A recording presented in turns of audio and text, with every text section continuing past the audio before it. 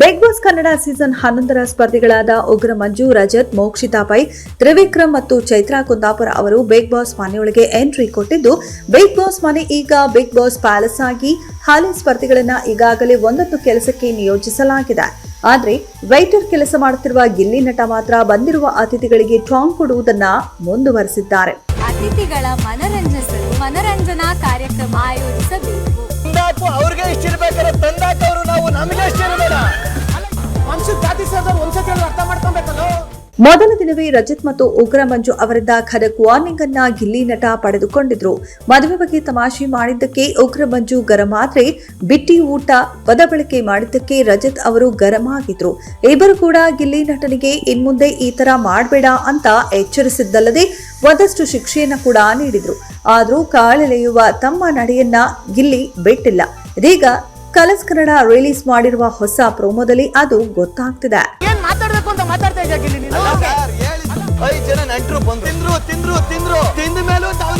ಹೌದು, ಮನೆಗೆ ಬಂದಿರುವ ಅತಿಥಿಗಳಿಗೆ ಮನೋರಂಜನೆ ನೀಡುವುದಕ್ಕಾಗಿ ಗಾರ್ಡನ್ ಏರಿಯಾದಲ್ಲಿ ಡ್ಯಾನ್ಸ್ ಹಾಗೂ ಮತ್ತಿತರ ಎಂಟರ್ಟೈನ್ಮೆಂಟ್ ಕಾರ್ಯಕ್ರಮಗಳನ್ನು ಹಮ್ಮಿಕೊಳ್ಳಲಾಗಿದೆ.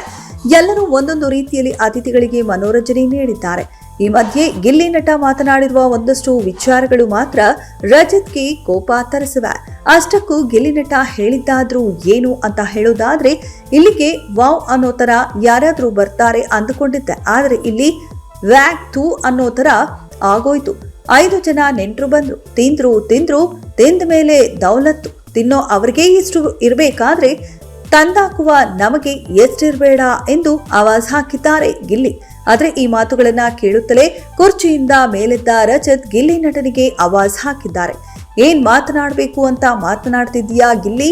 ನೀನು ಒಳ್ಳೆಯ ಕ್ಷಣಗಳನ್ನ ಯಾಕೆ ಹಾಳು ಮಾಡ್ತಿದ್ದೀಯಾ? ಎಲ್ಲದಕ್ಕೂ ಒಂದು ತಾಳ್ಮೆ ಅಂತ ಇದೆ ಗಿಲ್ಲಿ, ಆದ್ರೆ ನೀನು ತುಂಬಾ ಇರಿಟೇಟ್ ಮಾಡ್ತಿದ್ದೀಯಾ. ಮನುಷ್ಯನ ಜಾತಿಗೆ ಸೇರಿದವನು ಒಂದ್ಸಲ ಹೇಳಿದ್ರೆ ಅರ್ಥ ಮಾಡ್ಕೋಬೇಕು ಅಂತ ರಜತ್ ಆವಾಜ್ ಹಾಕಿದ್ದಾರೆ.